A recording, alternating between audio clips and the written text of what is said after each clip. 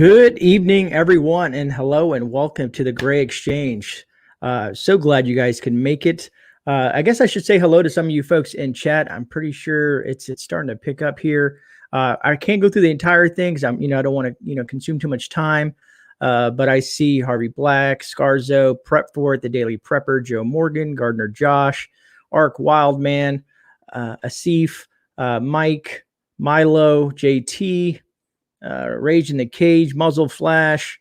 Let me see here. Let me kind of skip through this. Three Dogs and a Paw. Hello. Mike Styles. Popcorn. That's awesome. Shawnee. Michigan Outpost 231. Let me see here. Mary. Bella. Patricia. Dina. Be Charming. Keto. Zane. Caribbean House. CB. Jean. Dina. All you folks. Sean in Alaska. Hello. How is everybody doing tonight? Hopefully very well. I'm just as excited as you folks for this. Now, I need you guys, I kind of want to say this up front. For the first few minutes, for the first 20 or 30 minutes or so, it's going to be me and Dr. Bradley. We're going to kind of, talk a little bit. I want him to introduce himself and whatnot. Around that 30-minute mark, then we're going to field questions from the chat. I do have the chat on a delay, about 20 seconds. And also for you folks that happen to do the super chats or super stickers, if the doctor's talking, I don't want to interrupt him, but I will acknowledge you after the conversation. So thank you in advance. Other than that, I think that about wraps it up. And just everyone, please be polite. I hope to try to get to everyone's questions. We're going to try to do the best we can. So without further ado, let me bring the doctor up. Evening, Dr. Bradley. How are we doing tonight? Hey there. Doing very well. Thank you. So I want to say thank you for joining me this evening on the channel. I truly appreciate that, and you taking the time out of your evening to spend some time with us here on YouTube. Sure, you bet. Happy to be here. So what I'd like to do first is some of the folks who may not know of you or anything about you, if you could just give them a general introduction about yourself. Sure. Yeah. So, well, most people know me, I guess, as being involved in EMP preparedness. I have this channel, a YouTube channel called EMP Doctor. A lot of people go and watch that. I have a website, disasterpreparer.com. A lot of people go there as well. Written a number of books, some nonfiction books on family preparedness, and a long-running series called The Survivalist, which was a fictional story about a pandemic that destroys the world. And I wrote it before this whole COVID thing started, so I didn't copy that. So anyway, been a writer and businessman, website, that sort of thing. My day job is at NASA. A lot of people know that. I'm a branch head of an electronics branch, NASA Langley Research Center in Virginia. So that's what I do during the day. In the evenings, I'm either writing or I'm playing with the kids or I teach at a local college. I stay pretty busy, as you can imagine. Communicate with people all over the world that want to know about something about EMP preparedness or some kind of family preparedness topic. So I stay pretty involved in that kind of stuff too. Awesome. Yeah, I think, I don't know if you know this, but a lot of folks, when I've read some of your bio along the internet, they consider you to be one of the nation's top EMP and CME experts in the field. That's nice to hear. I'm not sure how I got that prestigious honor, but I'll take it. All right.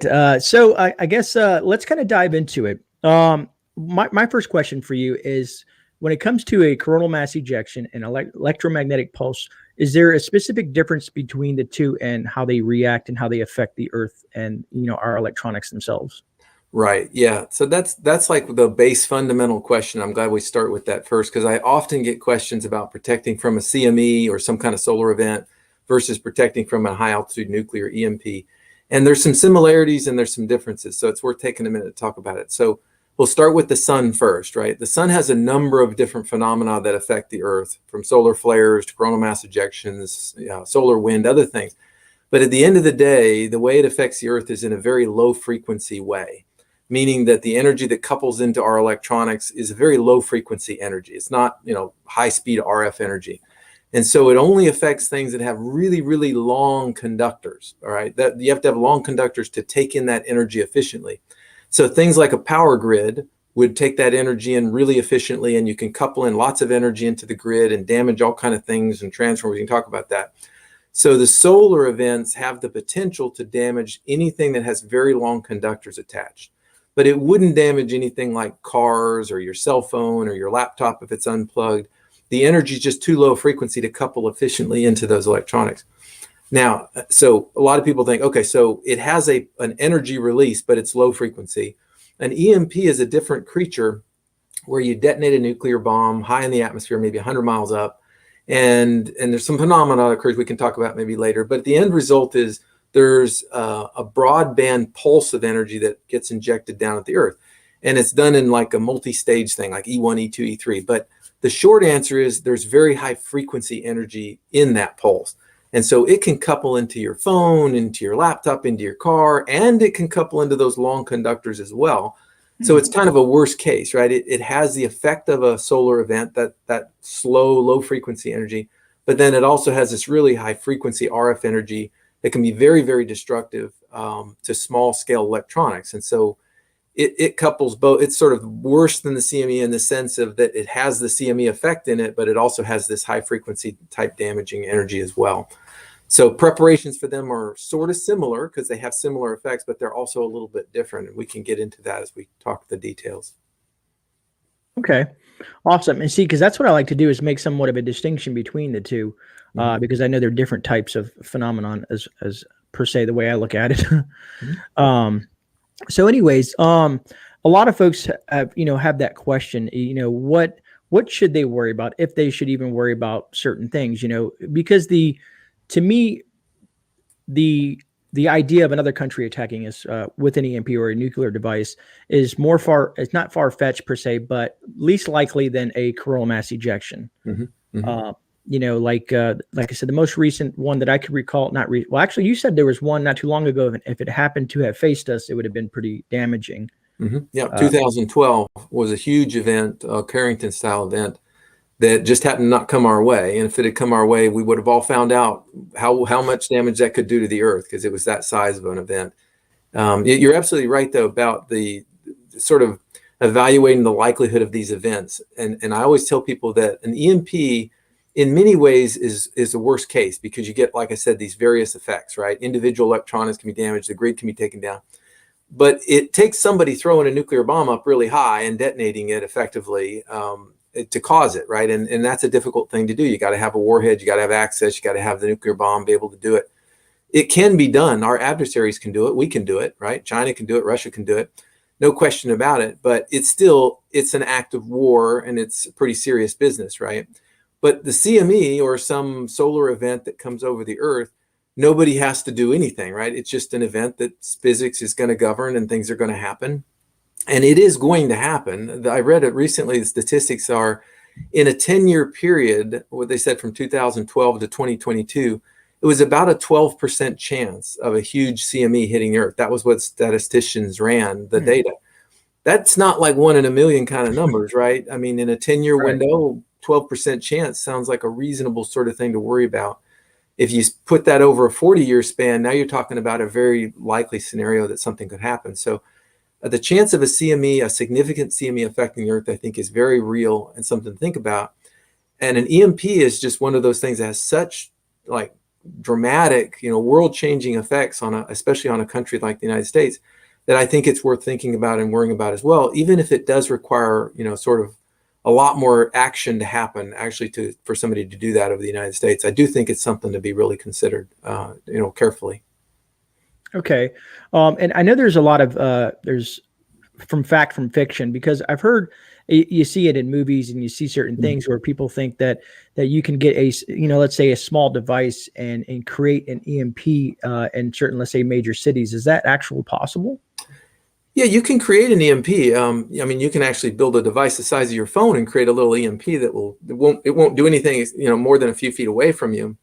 You can build something that'll go in the back of a van, for example, pretty good size equipment in the back of a van that would probably take out city blocks, Oh, wow. As a tactical sort of weapon that you wanted to take out a military base or something. Certainly things like that could be done. But you're not going to take out the United States with something like that. You have to have line of sight with these kind of weapons. And so, that's why you have to get up so high in the atmosphere. You have to get up above the source region, which is about 25 miles. So you have to get up really pretty high. And then the higher you get, the greater the line of sight. And so you have to get up a couple hundred miles or so to get the whole United States if you detonate it over the central US. So you got to get line of sight, which means you're going to need elevation. Okay. Yeah, I've heard that as well, because and I don't know if they're really being specific in regards to CMEs or EMPs, but some folks say, well, if the sun shoots a flare, it's only going to affect certain parts of the world, not the entire world. I wasn't sure how that worked. If depending on the size of the CME that comes towards us, if it's more localized, because if it's a smaller CME, or regardless of what the size is, if it affects the entire planet. Yeah, no, it doesn't. CMEs are similar, and they hit a portion of the Earth depending on how much, how incident it is on the Earth, and that you don't want to be on the side facing, the wave that's coming in, right? If you can help it. But they're big, the emissions can be enormous, and they can come across the entire face of the Earth. So you can have a significant portion of the planet affected. And of course, we're also interconnected that, if you take out the United States, let's say, and we have all kind of major catastrophes where we lost our power grid and things, it's going to affect the entire world anyway, in a lot of ways, right? Financially and all kinds of different ways. Our infrastructures are also interlinked. But yeah, the solar event wouldn't wrap around the Earth and hit the backside the same as it would the side facing the sun. Okay. But it's an interesting thing too. I talked to some experts, I guess it's been a couple of years ago, that, we see solar events coming.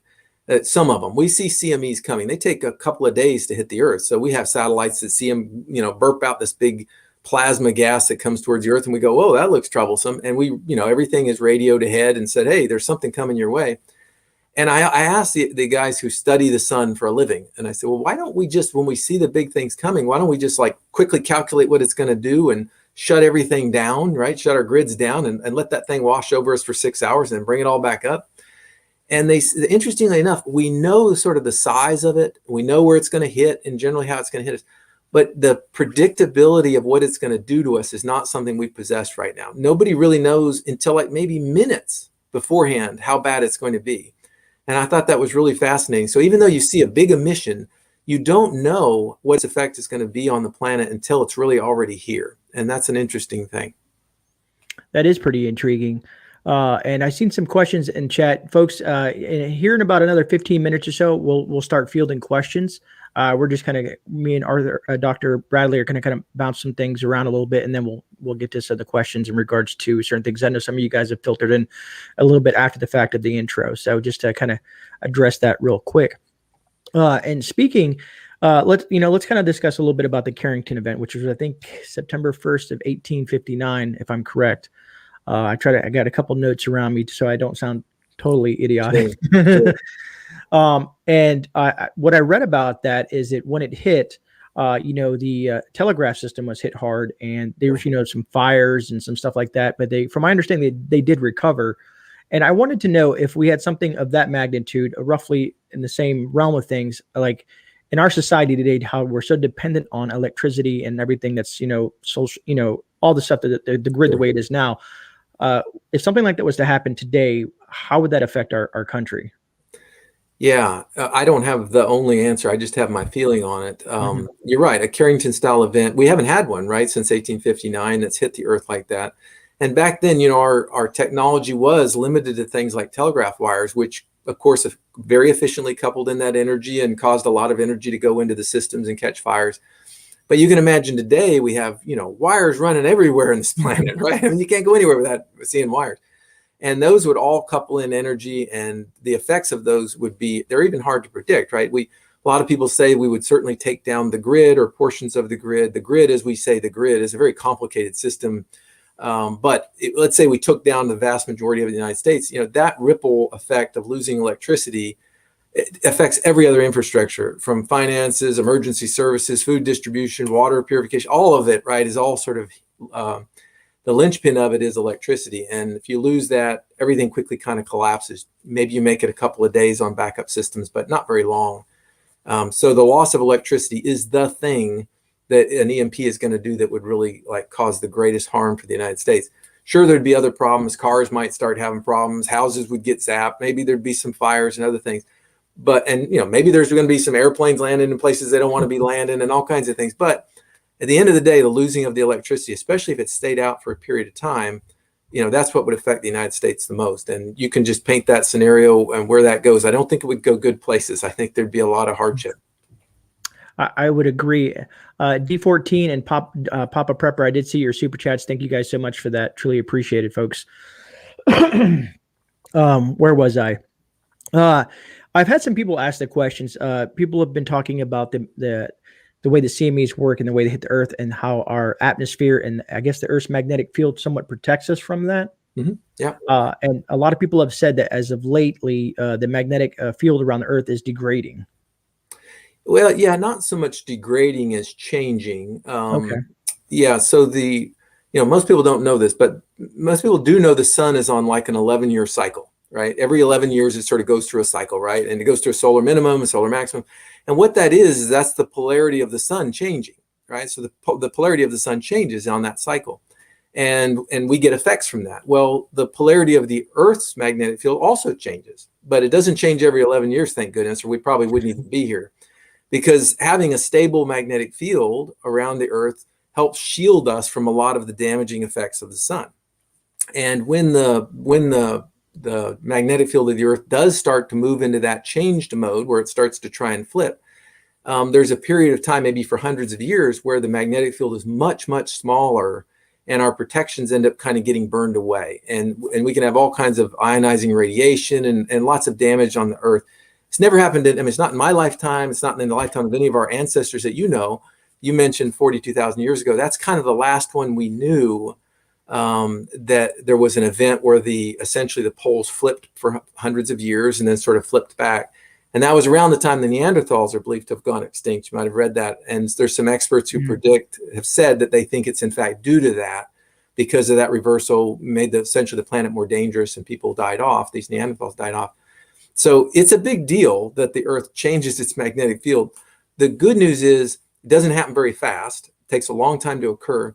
And we don't even really know that we're in that. We just know that the magnetic field is changing significantly. It's around, I think, 10 to 12% weaker than it was, 20 years ago or 50 years ago. I forget the data, but it's definitely weakened.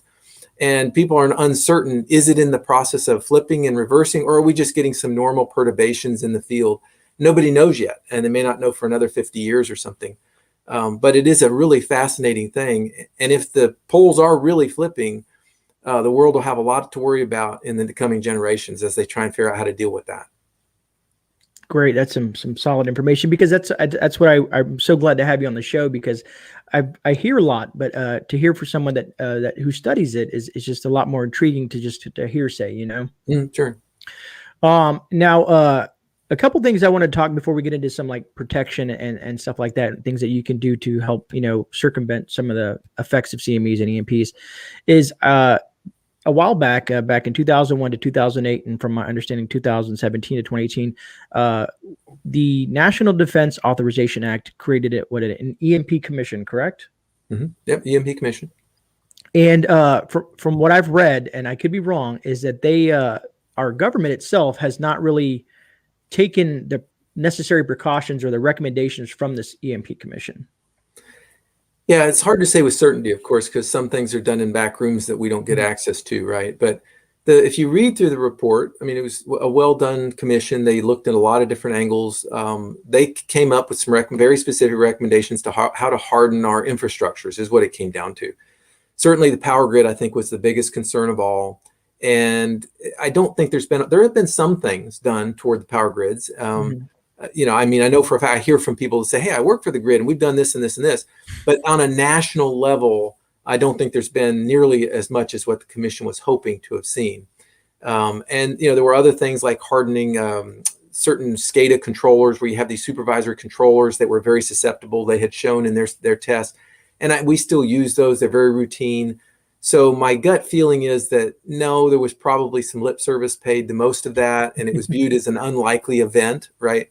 Now, whether you liked President Trump or not, he did sort of push focus back on the EMP threat, and there was some action that was taken, at least to look at it again, at least to bring it back up onto the table and let's have a look at it. So I think it's still being considered. I haven't seen a lot of movement in the country in terms of hardening systems, but at least there's some discussion about it. I think people now at least know what it is and what the threat is. That's something. And interesting. Yeah, I did read that the former president did put some eyes on that and some more work towards that direction. So a lot of folks are the main question a lot of folks are going to ask and kind of dive into, and we can touch on this, is, ways to protect themselves. The most common thing you hear is Faraday cages, and you have people making Faraday cages of all different types of materials. People use some, I don't know if this is true or not. Some folks have told us, if you have, let's say, if an EMP was going to happen, which I don't know how much, leadway you would have knowing something like that was going to happen, if any at all, is using the microwave. If you were to put, let's say, your phone or your electronics in your microwave, would that protect your electronics from some sort of pulse like that? Probably. Yeah. I tested microwave ovens. I wrote a book called Disaster Preparedness for EMP Attacks, right? And I have access to lots of test equipment and a lot of knowledge in that area. So I tested a bunch of things to see what really shields from high frequency energy. And I tested a microwave and it did pretty well, as you'd expect. Now it runs at a much higher frequency than what an EMP would be. So it's not optimized for it, but it did a reasonably good job. And probably if you threw your phone in there real quick or something a radio that you were afraid was going to get damaged, it probably would survive because it would provide enough shielding probably to do that. The problem that you said was in the beginning, how do you know the EMP is going to occur? I can't imagine that we'd ever know. In fact, most people would probably never know that it had occurred. It would take somebody telling them later that, hey, the reason we're having all these problems is there was something called an EMP that happened like 6 hours ago, because most people won't see it. They won't be able to hear it. All they'll see is an effect. The only way you'd know is if there was like a national broadcast that, your phone buzzed and said, EMP about to hit, and you got to decide what you're going to do with your next 60 seconds or whatever. Otherwise, I think your best bet is to be prepared ahead of time with some of the critical items stored away safely. Yeah. Now, could you suggest, I know one that really grabbed my attention that was I think it was on your channel, where you discussed a trash can, I think, was it an aluminum or steel trash can? Yeah, galvanized steel trash cans. Yeah. That was pretty intriguing how you described that whole process with a trash can, because I in my head I would have never thought a trash can you can convert it to protect your electronics. Yeah, it's a very popular way of doing sort of large Faraday cage is to go to Lowe's or Home Depot and buy one of those 30-gallon galvanized garbage cans, and essentially you stick your stuff in it. And everybody always thinks, do I have to wrap it? Do I have to put something like cardboard in it first? You don't usually have to, because most of our electronics are already in plastic. But if you're worried about something touching the inside of the can, yes, line the inside of the can with something non-conductive like cardboard. I always get asked that question. And then you just stick your stuff in there. And as long as you can seal the lid up well enough, you can just put the lid on, and it does a really good job of shielding, like 70 dB or 80 dB, which is maybe like 99.99% of the energy is reduced. So, it does a good job, a really good job, and it's cheap, right? You can make one. The only thing you really need for it is the trash can. And a lot of people buy these little conductive gaskets that go around the inside of the lid so that the lid will seal on nice and tight. In fact, I sell those on the website. But that's the way. That's a nice, easy way to do it. And I'll give people, I get the same question, so I'll just give it in case people are wondering. The small holes around the rivets and things like that are not going to compromise your gas cans or your trash cans in any way. And in fact, it's a fun experiment to take a fully sealed galvanized Faraday cage, trash can Faraday cage, and take a drill with like an 1/8-inch drill bit and start drilling holes in the side of the can. And what you'll find is that shielding level hardly drops at all. It's very, very small and subtle. It's not the little holes that degrade the can's shielding. It's always the long, narrow slits, all right? So around the outside of that lid absolutely will degrade it. Or if you took a razor blade and you cut a slice in it, your trash can won't shield hardly at all. But the small little round holes, it's the longest dimension across the hole that matters. And slits have really long dimensions, and that's why the energy gets in. So don't worry so much about the little pinholes. Those aren't going to ever get you. But look for the long seams that might have, you can see light through the seam. That's where the energy is going to get in. That's truly intriguing, man. It's pretty cool. I was reading, I was looking into some of the information on your website, and you actually have. I guess before I go into that, one last question in regards to, a lot of people have talked about Mylar bags. People have asked me, do Mylar bags protect against EMPs? Because when you get things, I don't know if the Mylar bag is just as similar as the same bag that you would get when you purchase a hard drive, let's say from a big box store or something like that, that protects it from static electricity. Would that work in an instance of EMP? Yeah, the answer is probably. It depends on which bags you get. Food grade bags and things like that might or might not work. It depends on how thick the sputtered metal is. So these bags are basically plastic with sputtered metal in between them, right? So if you measure the outside of the bag or the inside of the bag, most of them are non-conductive. They're just plastic, but inside of it is this sputtered layer of metal. And so if you buy anti-static bags, and I've bought many thousands in my life, some of them are very thinly sputtered metal, and you can actually see through them, right? And others are much thicker sputtered metal in there, and they do a fantastic job of shielding, about 50 dB, which is about what you need. So I sell a whole bunch of those bags as a convenience to people. So the short answer is I tested a bunch of them, many different types. Some did terrible, and you can check my YouTube channel and see that. And others did really, really well.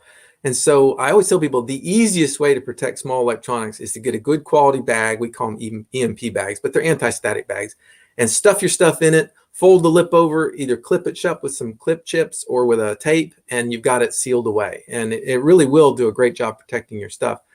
Now, everybody always asks me, what about the bags with the zip tops, right? I love zip top bags. That's so convenient. It's so slick. And there may be some wonderful zip top bags out there. So I'm not in any way knocking them. The ones that I tested, the zip top bags didn't do nearly as well as the ones where you folded the lip down twice and taped them or clipped them. And so I don't sell them, even though they're wonderful, I don't sell the zip top ones just because I couldn't get the shielding out of those that I liked. Okay. So that's just a question people ask a lot, so I'll just put that out there. Now, when it comes to folding it down, should people use any specific types of tape? Let's say like foil tape or electrical tape or just any old tape? Yeah, it doesn't matter. I checked that too. A lot of people say, oh, use special conductive tape. And I use the fancy copper tape with conductive adhesive. And it is, if it doesn't really matter at all for any of these applications. If you want to seal something with metal, go to buy the aluminum duct tape from Lowe's for $3. Don't buy this expensive copper tape. And for EMP bags, any old Scotch tape, or I use chip clips. I clip mine shut with chip clips because they're easy to take off and get your stuff out. It's just about doing a double fold of the lip and then clipping it shut, because RF energy has a hard time coming up over that fold and getting in, right? Okay. That's the idea of it. But yeah, you don't have to spend money on the expensive tape. That's good to hear. Anywhere where you can save money is always a positive Absolutely. thing. Yeah. So we're almost at the half hour mark. So my last question before we get into questions from the folks, and I know they're probably wanting to ask many, many questions, is what I thought was very intriguing is how, from my understanding, your home, you have this, where is it? I have it written down here, a whole house 3-stage EMP CMA surge protection system. Yeah. So you're right. It was one of the first things I looked at, which was how do you protect a home? And we'll talk about why you protect a home too. And the idea is, well, all right, let's just think about the threats to the home, right? It's a big box. You got power wires coming in, bringing your electricity, and you've got this EMP that goes off overhead, or maybe there's a solar event, right? If it's a solar event, it's only the big wires coming into your house that you have to worry about. You don't have to worry about energy coming through the air and damaging things. It's just the long wires, right? And so what do? Well, the first thing you need to do is put something like to intercept that damaging energy that might come into the home. And so what I do is I recommend that people put a really good quality surge protection device on their home at the breaker panel. And I have one on mine. A lot of people have. If you live anywhere like Florida where there's lightning nearby and stuff, most everybody has those. Because you don't want to have your house damaged every time there's a lightning strike nearby. And so you can get a good quality surge protection device for under $200. I recommend one. I don't sell it. I don't sell it on purpose because I don't want people to think, oh, I'm only recommending this because I'm making a buck on it. I don't make anything on it. They don't even know who I am. But I recommend the Siemens FS140. All right. And if you search that, it's First Surge 140. The 140 is the amount, hundreds of thousands of amps it's been rated at. So I took apart like a dozen different surge protectors. I got all into the guts of them and checked all their parts. It was the one that I liked best. It has a whole bunch of protection built into it, and it's UL rated. It's very rugged. It's great. It's a great product. Under $200 most of the time. So that's the one I recommend to people. I got one. I put one on my house and my breaker panel. So that's the first thing. If you only have $200 to spend, put one of those on your home. You'll be glad you did. The next thing you do is you can add these ferrites to the incoming service wire feeds. All right, I brought a ferrite just so you could see what it looks like. They look like this. They're just these plastic devices with some ferrous material inside, and they clip around those big wires that come into your breaker panel. All right, they just clip around them. You don't have to disconnect anything. They just clip around the wires. And what they do is they limit the sudden change in current flow through those wires. They won't affect your normal power because that's not sudden. I'm talking about nanosecond sudden. And so anytime there's a sudden change in current, like from an EMP perhaps, that might force a big pulse down the line, they will try and slow it down a little bit and bring the level down a little bit. Now, by themselves, they're not going to be enough. But what they do is they bring the level down, they spread the energy out in time a little bit, and then that big giant honking surge protector kicks on and shunts that energy away. That's the idea of it, okay? So they work together. The ferrites are trying to slow it down enough that the surge protector has time to turn on and shunt the energy away. And so those two go with the breaker panel.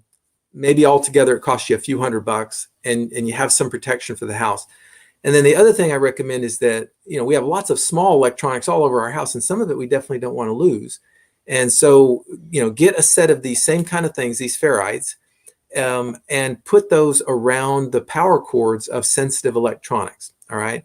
And all that does is it tries to prevent the surges of current that would go up into those devices. It tries to reduce those.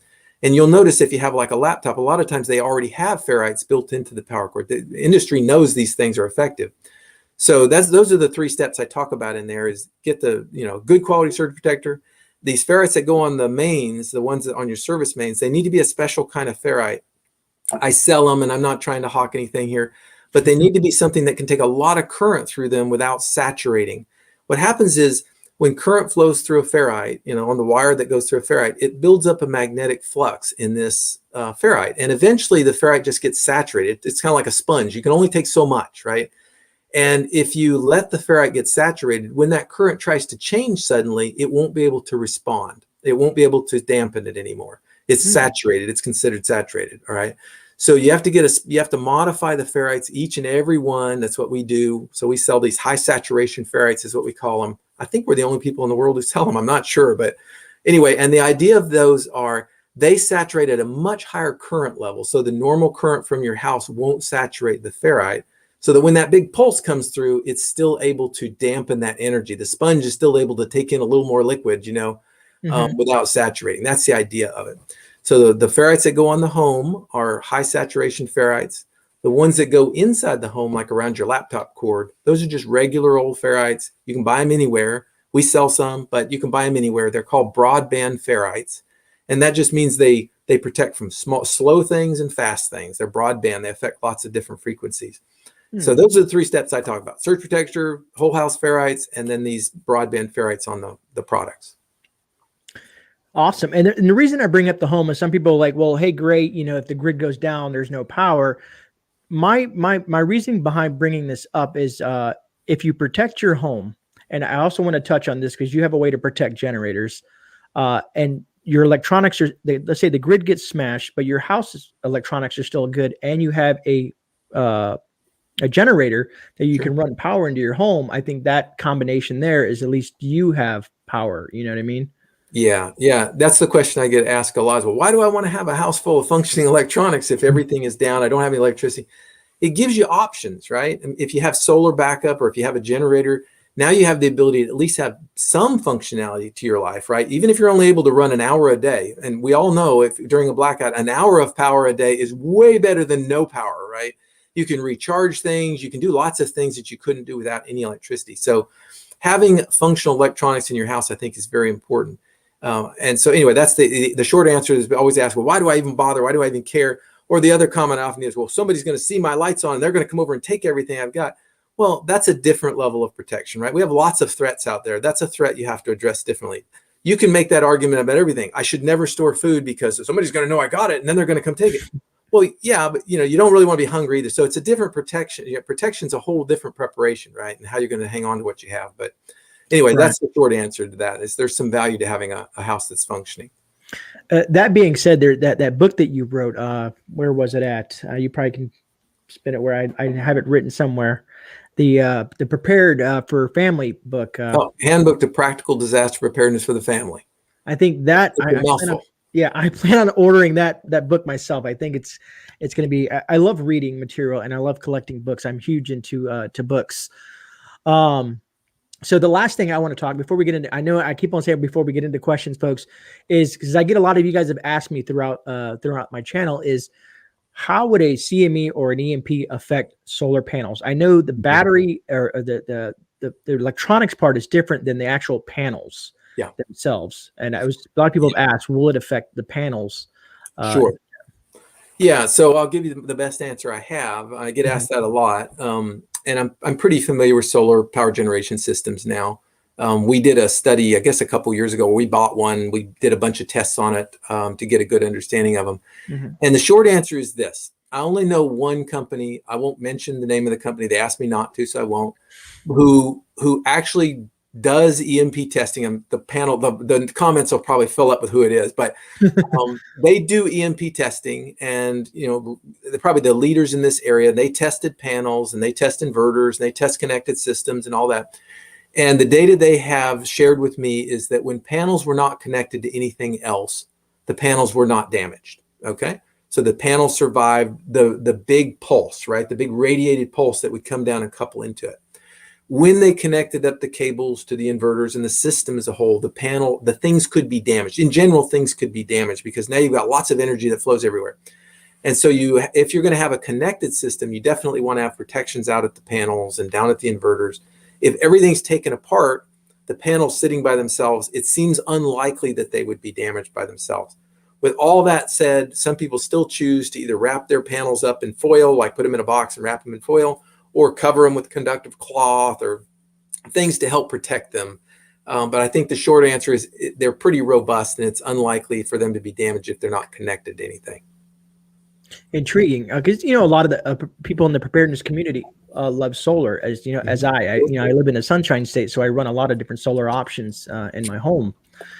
All right, so we are beyond the half-hour mark. And I've got most of my questions answered, and hopefully got some great, some good seeds laid for you guys. For you guys to get you guys thinking and in the conversation. Now, if you guys want, if you can put in all caps questions that you have, and I'm going to try to catch these questions as they come in for Dr. Bradley and get his best answer that he can give you in regards to it. So. Let me see the book 40 hours written by William Forsythe, CME. What are the options? Hold on. So Asif Kadawi, sorry if I did butcher your name. Let me see here. Let me see. Whoops, wrong one. Throw that up on the screen. The book 40 hours written by William Fortune. How accurate is it with the CME? What are your opinion of the 1 second after series about EMP? Yeah. So I've traded emails with Dr. Fortune before. He's very knowledgeable in this area, for sure. The book is fiction, of course, and so there's some liberties given. I write fiction, and I take liberties with facts too. I think the short answer is the only thing in the book that I read 1 second after. I haven't read the rest of them, but I think the only thing that stood out really as obvious, probably is not being true, is that all of the cars, essentially almost all of the cars, stopped working, and I think that's unlikely based on the EMP Commission's test data that we've had. There's certainly a percentage of cars would stop working, but it might be more like 15% of cars or something like that. Many cars would still survive, even if you had to recycle them or something, restart them. But many of them would survive. And so that dynamic of losing all transportation would probably be very different than what it was in the book. But it's kind of a depressing read, frankly. When I read it, I remember feeling kind of depressed. But I think largely captured the essence of sort of the world being reset from something like that. Intriguing. All right, let me see here. I had this question. It's not EMP related, but let me see if I can catch this back up. It's going to be complicated for me. All right, so the Daily Prepper says, what I'm assuming he says, what is Dr. Bradley's favorite prepper item? Yeah, I think I've been asked that before. Hey, I see Airborne there. My favorite item is probably a good pocket knife, to be honest. I never realized how much you use a pocket knife until you carry a pocket knife. And I can't live without having a pocket knife on me at any time now.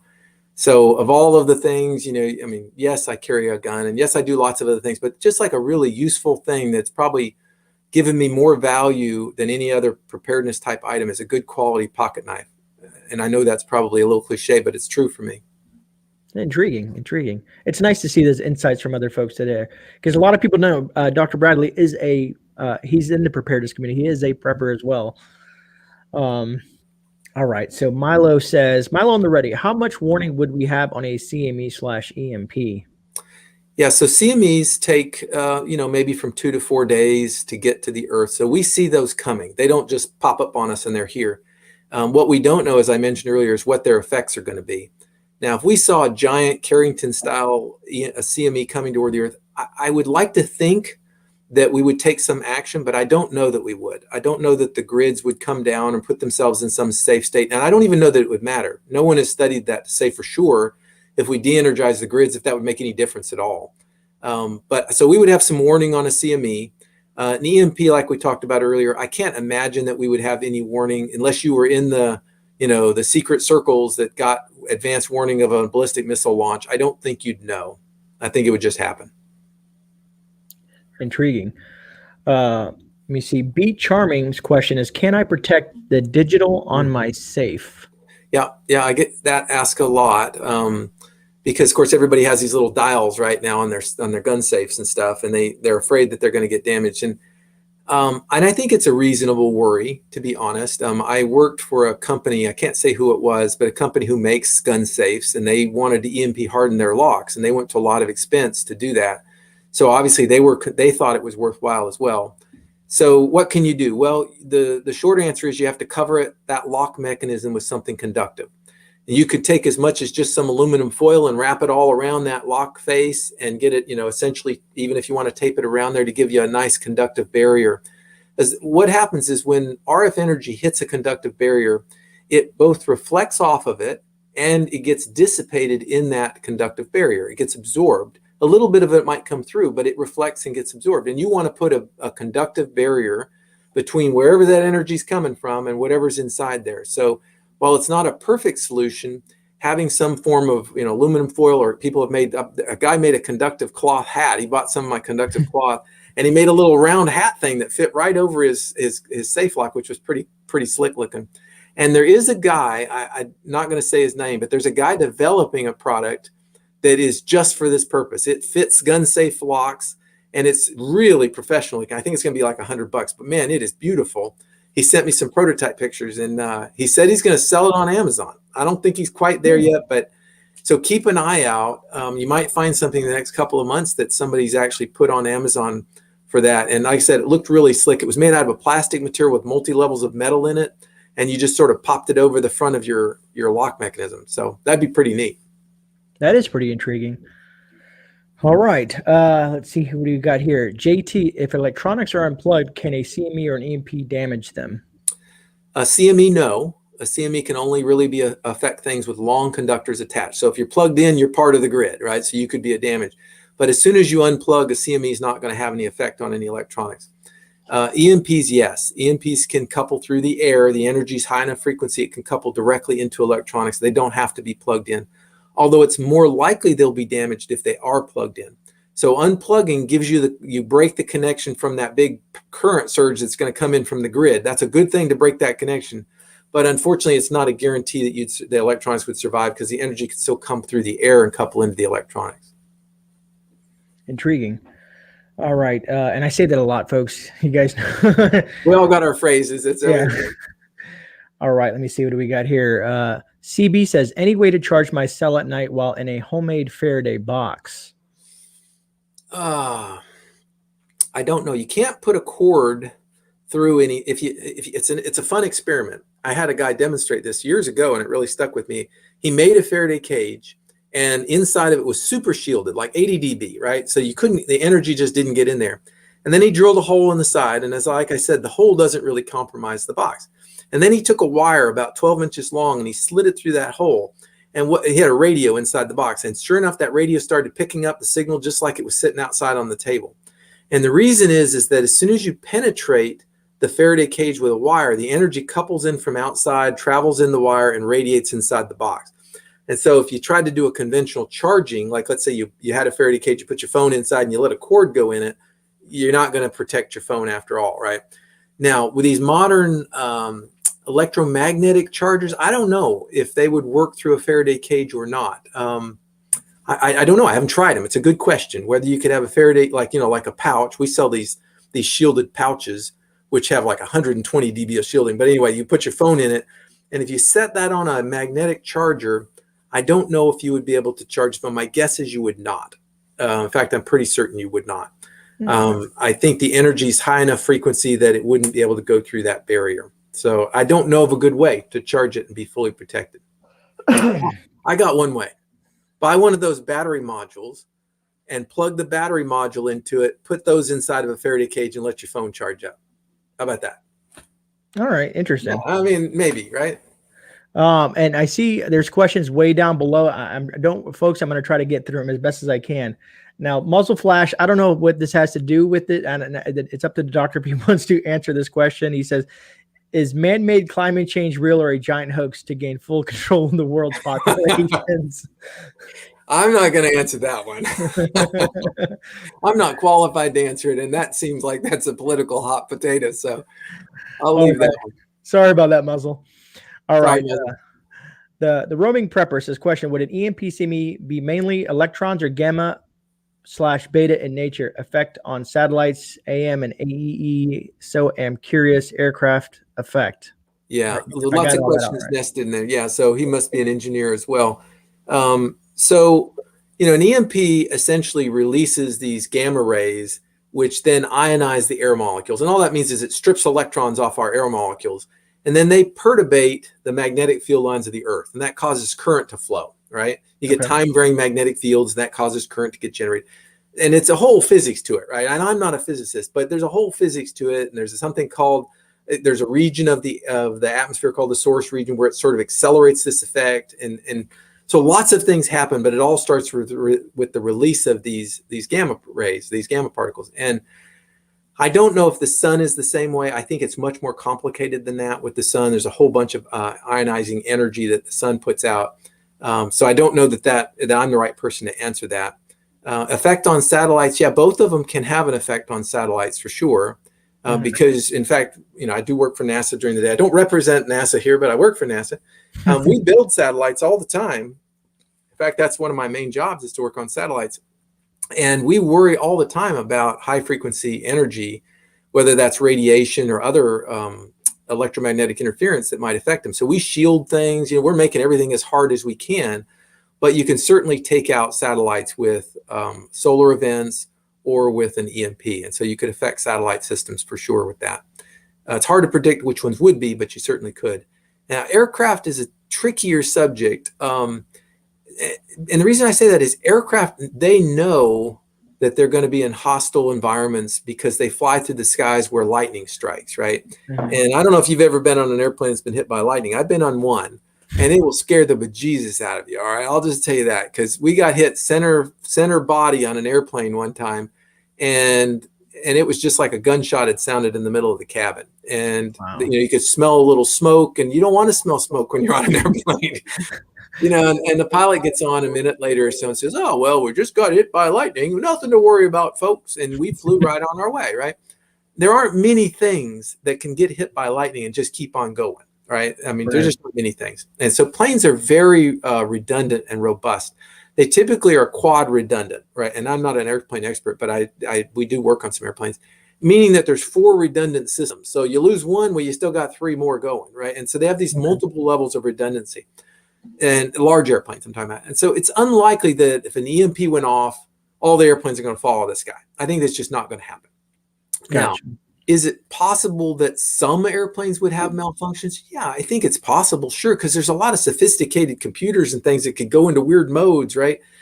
Whether they'd fall out of the sky or just be forced to take emergency landings, I don't know. There'd be a lot of problems, though, because communications could be interfered with. They might have to go to emergency protocols where they did line of sight landing and other things. So I think it would be a really chaotic, scary, hectic couple of hours as you tried to put down X numbers of thousands of airplanes, because you would put them all down on the ground to be inspected. And maybe some would crash, but I don't think it would be the Armageddon style where, thousands of airplanes are suddenly crashing everywhere. I don't want to minimize it in a sense because I don't know for certain, but that's just the data I've come away with. Thanks for sharing. And I want to say thank you guys. I know it's going to take some time to get through the questions, so I do appreciate all your guys' patience. Let me see. Jerry Shoup said, would electronic implants such as I can't even say that word, coagular and pacemakers, defibrillators, and all that stuff be affected by an EMP? Yeah, that's a great question, Jerry. So I don't know for certain. What I got asked that question about 2 or 3 years ago by somebody. I guess they had a pacemaker and they wanted to know, is there any chance, or am I just going to croak anyway? You know, what's the point of going all this trouble if my heart stops?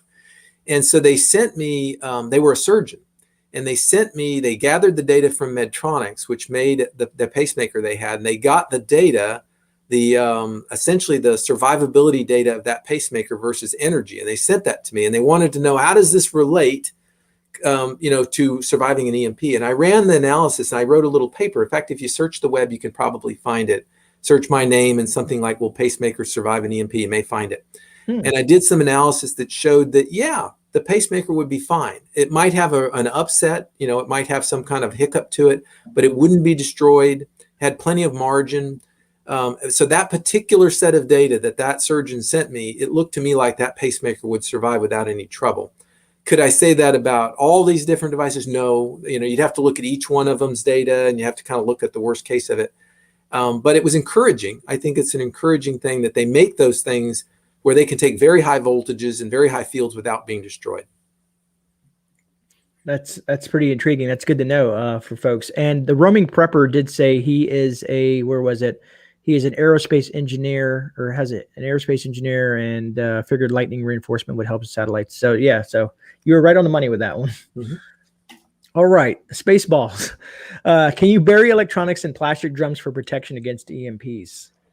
Yeah, that's another question I had, I guess a year or two ago, as people were asking about burying electronics, because it's an interesting idea. We can bury other supplies, right? And if we know where they are, nobody else knows where they are. It's a nice way of hiding them.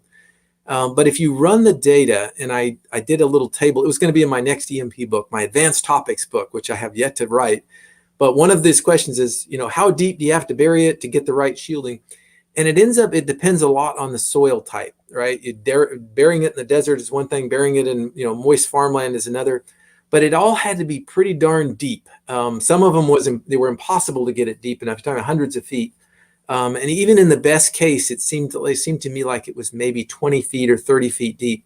So it wasn't like I'm going to just go out and throw a little hole in the yard and bury my stuff down in there and it's going to be protected. It just didn't give enough attenuation to really give you the protection. Now, I haven't verified that with test data. This was just based on soil information.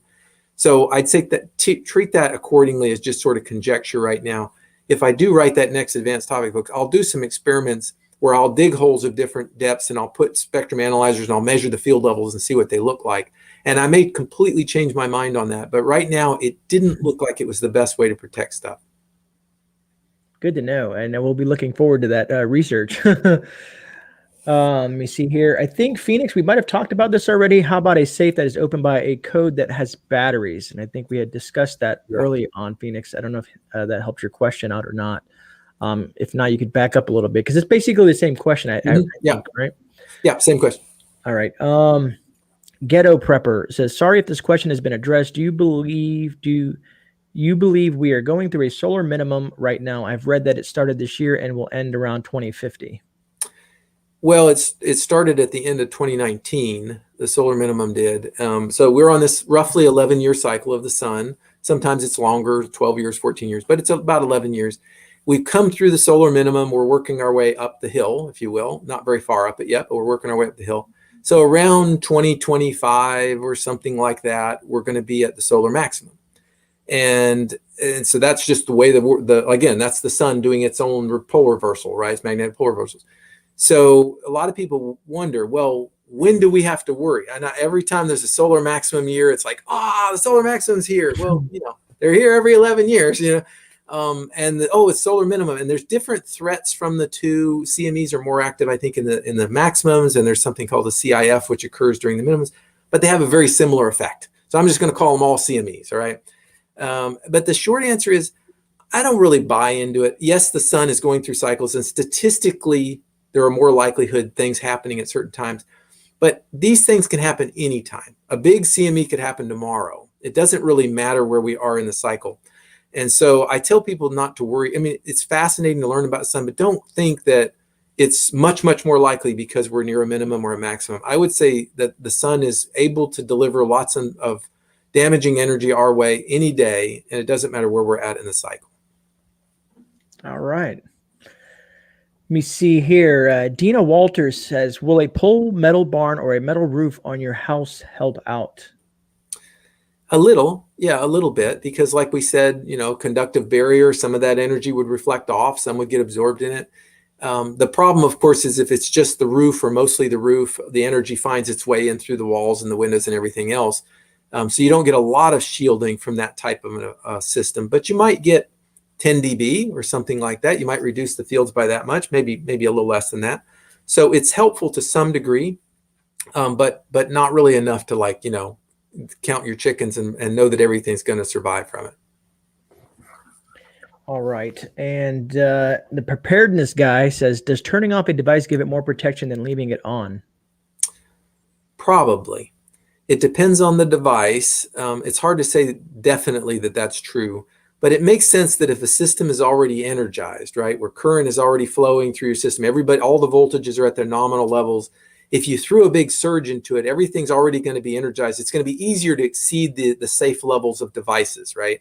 And so you would think you're more susceptible when you're fully energized. I think that's a safe assumption, but I wouldn't say that's always true. I think that's just in general, that if the device is on, it's probably more susceptible than when it's off. Let me see here. South Florida DCL, we did talk about the pacemakers already. CB says, how can you save a CPAP machine?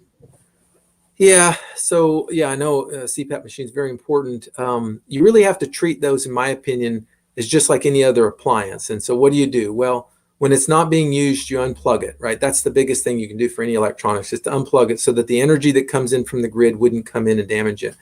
You can also cover the devices with something conductive if you're worried about the radiated energy. So like conductive cloth, we sell conductive cloth, but you can make I've had people make all kind of clever contraptions where they could set over their systems to give it a conductive cover. And the other thing you can do is, if it remains plugged in, and maybe they need to remain plugged in during certain times, of course, you can put broadband ferrites on those power cords. And I talked about broadband ferrites a little bit ago. They're not terribly expensive. Even a big broadband ferrite might only be $20 or $30.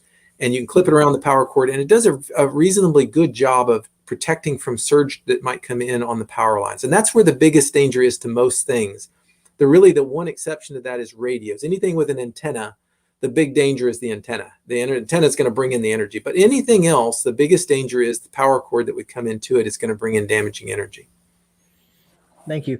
I want to say real quick to everybody that's in chat, thank you guys so much for joining us this evening. I see there's been about 120 to 125 folks in chat. So I truly appreciate you guys being here.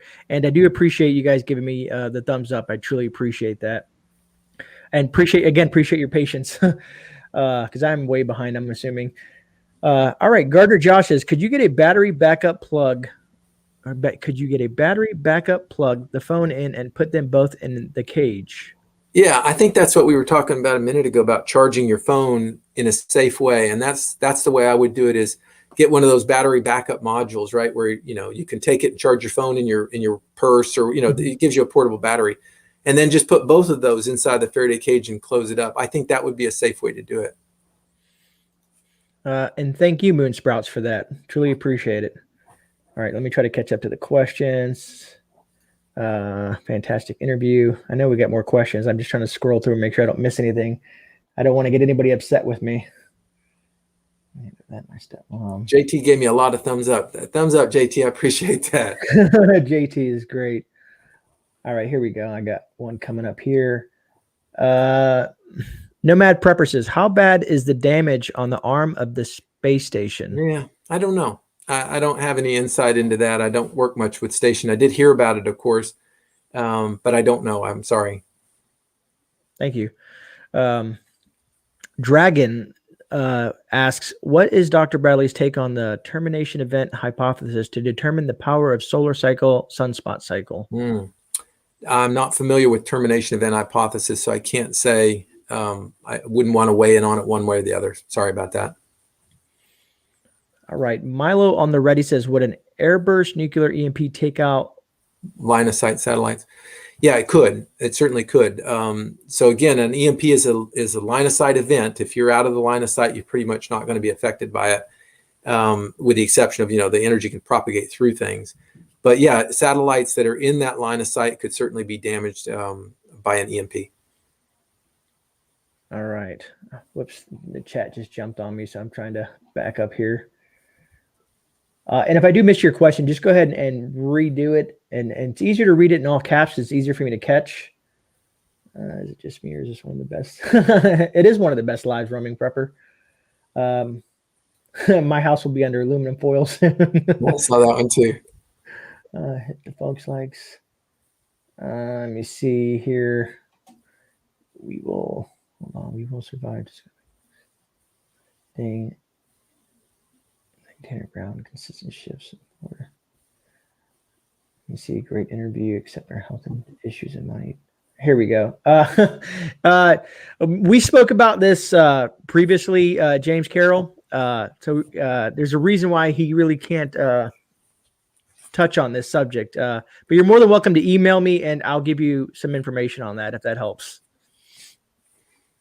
Yeah, I try not to talk about other people's products. It keeps me out of trouble.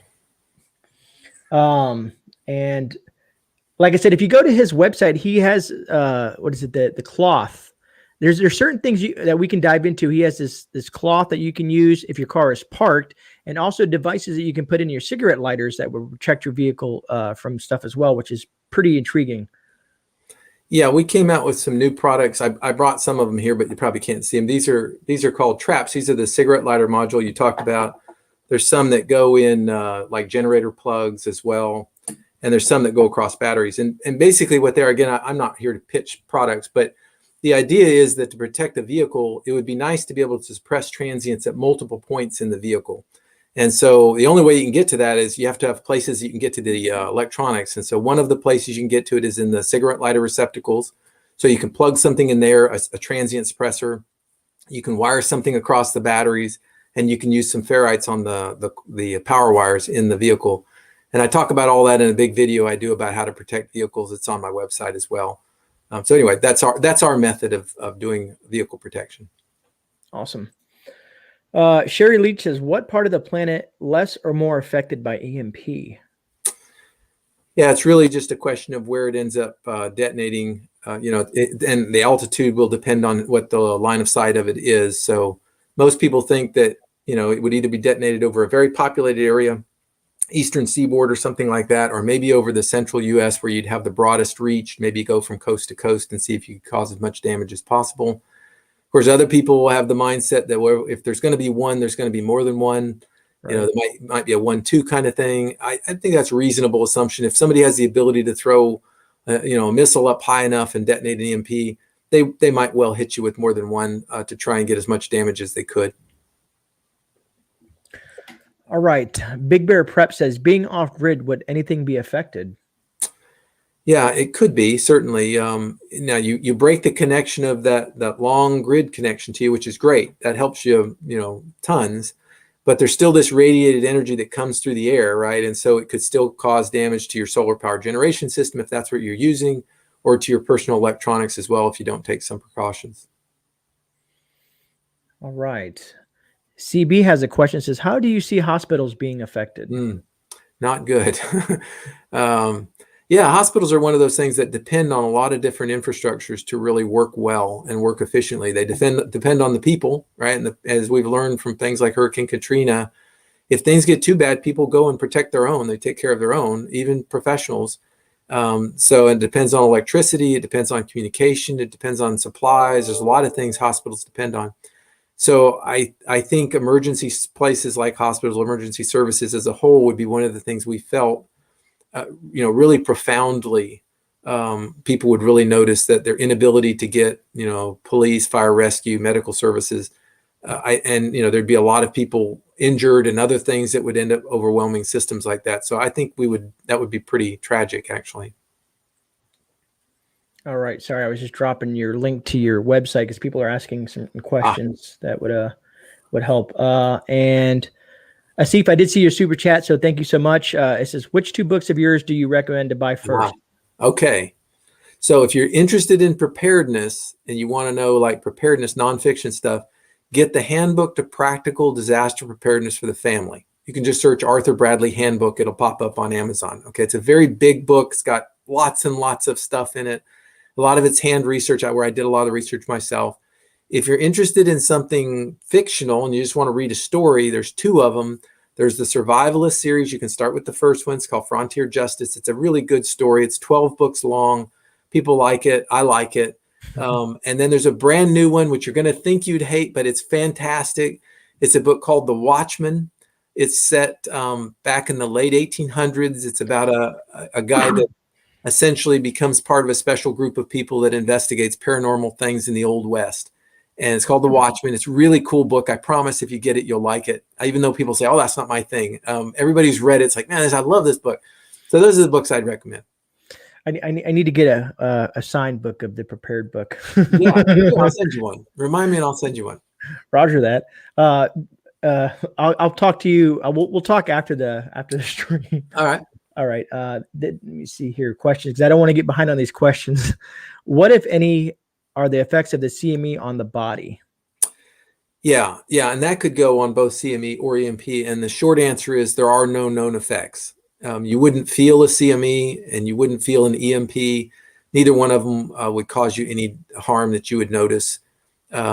People have asked also, like, well, if your hand was sitting on something metal, would you be shocked? No, you wouldn't be shocked or anything like that. So you really wouldn't know it occurred, and no animals would die or anything like that from it as well. Great. Awesome. Thank you. Spaceball says, how long after the EMP event should you want to wait to start using protected electronics? Yeah, that's a good question, because people, of course, wonder, if I'm a smart enemy, I might detonate an EMP and then wait an hour and then detonate another one or something, right? Right. And people take everything out. But, the thing of it is, the way I see it is, they're not targeting the individuals like you and me. An enemy like that is targeting infrastructures in the country. They want to take out the grid. They want to take out communications and things. And that they don't have to be smart about. They just have to hit it hard. So I don't think you'd have to wait long. Realistically, if I were an enemy nation, I would maybe double bang an EMP over the US to get lots of fields. And then I would hit with something different an hour later. I wouldn't hit with another EMP. I'd hit with an explosion somewhere or a chemical attack or something different to keep you off guard. So now you could certainly wait a while and then take your gear out. But I think it's more likely that it would be over before you knew it, and you'd have other threats and other dangers to worry about. Right on. South Florida, we touched on this earlier. A microwave, the doctors here said that it does offer some protection. Yep, that's right. It does. I would say pretty good protection. It's not ideal. If you build a good Faraday cage, it would outperform a microwave, but it's certainly better than than nothing. Do you believe the asteroid Apophis is a real threat to us in 2029? I don't know. I worry about asteroids. I'm probably just a worrywart. I do worry about asteroids, and not any part of NASA or any of that, but there's a lot of things we don't see coming until they're like, upon us, or they're, you're like, how did you not know that was coming? And it's because there's so many things that we're trying to track. Many of these things are found by amateur astronomers. They discover something, go, hey, did you notice that's coming this way? And then we run a bunch of analysis to say, oh, good news, it's going to be 50,000 miles away. The big asteroids that people already know, and they can track them, they know when they're going to hit. All right. They can run these things with very high precision and tell if they're going to hit. So I'm not so worried about the ones that they're tracking and that they've named. I'm worried about things that they don't know are out there that just kind of appear on the radar. And that's just and there's a really cool video. This is an aside, but if you search, just the other day I watched it where they showed some of the different named asteroids and how it compared with the size of the Earth. It's a frightening video. It's an animation, and it shows how, we think a big asteroid might be the size of like the Eiffel Tower or something like that. But then it goes to these other named, and they're just, some of them are like, you can see the curvature of the Earth in this giant block about to hit it. You realize just how big these asteroids are. So anyway, I didn't answer the question because I don't really know if that's a real threat or not, but I don't think it's the ones that we know about. I don't think there's any impending danger right now. All right. I'm going to throw this question up and also address Zane's super chat. I have learned so much in the past hour. Thank you for sharing, Dr. Bradley. I ordered a dozen bags. Thank you. Appreciate that. And Shadow Scout Sweet says, GreyMan Prepping. Let's say if you have an electric bicycle, how would it be affected by an EMP? Yeah, so I've been asked that question a few times. They don't have a lot of sophisticated electronics in them, and that's a good thing, less likely to be damaged. But there is like charge control circuitry because you have modern battery systems now. So some people have gone to the trouble of making covers that they essentially drape over their electric bicycle when it's not in use. I think that's a reasonable precaution. If it's plugged in to be charged, I think you certainly could put a ferrite on the power cord. I think that would be a reasonable precaution too. Thank you. Hudson Valley Prepping and Survival. How does the shadowing effect work with an EMP? Yeah, I assume by that he means like if you're in the shadow of a mountain or something like that. And it is true that if you're in a valley or something like that, you would see smaller field levels than if you're out on a plain where there's nothing to impede or absorb that RF energy. And so the physical topography would certainly play a role in the kind of field levels you would see. So, I mean, all in all, that's what I know about it is that, you know, if you're deep and buried in something, you're going to see less fields than if you're out in the open. So I'll just leave it at that. It's hard to predict how much because you don't know exactly where it's going to detonate at, what angle it would come in at, and that kind of thing. And if I missed anybody, I do apologize. I'm trying to catch them as good as I can. Rip Curl says, thoughts on do-it-yourself Faraday cages? Yeah, well, I think they're a great idea. We sell some supplies to make it easier for folks, like those conductive gaskets, for example, in EMP bags, we sell those. The idea is, you know, you can buy a Faraday cage, but they're very expensive, like a real Faraday cage. I have one at work that's a Faraday room, right? And a lot of my experiments are in that room. You know, those rooms are a couple $100,000 or something crazy. Wow. And even a good Faraday cage that sits on like a tabletop, like a experiment grade, might be a few $1,000s. So making one that costs you $50 is a good way to save some money. And like I said, those galvanized garbage cans, ammo cans, a lot of people use different things that they seal up that are conductive, and those, they work really well. You can get great shielding out of them. Again, pay attention to those long, narrow seams. It's usually where the lids are. Those are what completely deteriorate your Faraday cages. Now, I'll plug a product that we did. I developed a handheld, relatively low-cost Faraday cage tester. All right, I don't think there are any other out there that's this kind of thing. Basically, it uses two-way radios and an attenuator box that you can set, and you can figure out what the attenuation is inside of a Faraday cage, how much it protects things, and it's cool. You can tell, does my Faraday cage have 50 dB of shielding, or does it, you know, only have 20? And it's fascinating because people who bought some of the early ones would write and say, you know, my generator, my thing I built for my generator's got 80 dB of shielding. I couldn't believe it. I'm so happy. And then I went and checked my other thing that I built, and it's got 20. What am I doing wrong? And they would figure it out, and we would talk about what they had, and they would eventually find out where their weakness was, and they would really shore up that Faraday cage, because it's invisible stuff, right? You have no idea how well it's shielding. I mean, you can't test it with a phone or anything like that. None of that works well. So you have to have some test equipment to do it. When I go and give talks, I did one a couple years back at a prepper convention, and we all built Faraday cages. Everybody took a plastic tub, and they used aluminum foil to make a Faraday cage. And it was really amazing. Some people's Faraday cages would just be fantastic. I'd use test equipment to measure the results. And other people's that looked just like theirs would be terrible. And it all had to do with the seams around the opening of the lids and things. So you really have to pay attention to that. Intriguing. Let me see. Caribbean House says, some trucks has the 110 electrical switch, which protection we can, I'm assuming, what protection can we add to it? Yeah. So, right. So most all cars now have what they call the auxiliary plug receptacles, which are the ones I talked about, you know, for these little traps to plug into, right? And these are just surge protectors. They're transient devices. But some of them have, you know, these 110 3-prong style plugs. And we built this for that reason, as well as for generators. These are great to put in like either inverters or generators. And again, all they are is there's a high power transient suppression device that when that energy kicks in and it tries to flow in all those wires, it gets shunted here and it gets pulled away. So you could certainly use one of those inside of the 110 plug, assuming it's a 3-prong plug like that. All right. This is an interesting question. Klingon Princess says, are neutron bombs still considered a threat? I don't know. I don't know enough about modern day bombs to know if neutron bomb sounds like a previous generation. Certainly we have, lots and lots of nuclear bomb technology that's considered a threat. I don't know if the particular type is neutron bombs or not. And Prepper 101, I see your question, but yes, your mother-in-law would probably still nag you after an EMP. Oh man, love you, Prepper 101. Would earth ground Nomad Prepper ask, would an earth ground protect your solar panel equipment? From lightning, maybe, right? I mean, the reason we ground things is we want to give a path for high energy to flow away, right? And lightning breaks down the atmosphere. You have a conductive bolt that flows down through a lightning rod. And that's very effective for that, to have lightning protection like that. An EMP is a different sort of creature. Grounding things won't hurt anything, but grounding your Faraday cage or grounding your equipment in general doesn't really help you much either. You can run experiments and show that that's the case. And it's because it's a different kind of a threat. You can almost think about it's like a really loud radio, right? Or a radio being turned on. You're not going to ground away that energy that's coming through the air. Whereas you could certainly shield against that energy, but grounding it and sinking it away is not really something that can be done like that. So grounding has places. There's places to ground, that you should ground for safety and for lightning protection, but it doesn't have a huge factor in EMP protection. Thank you.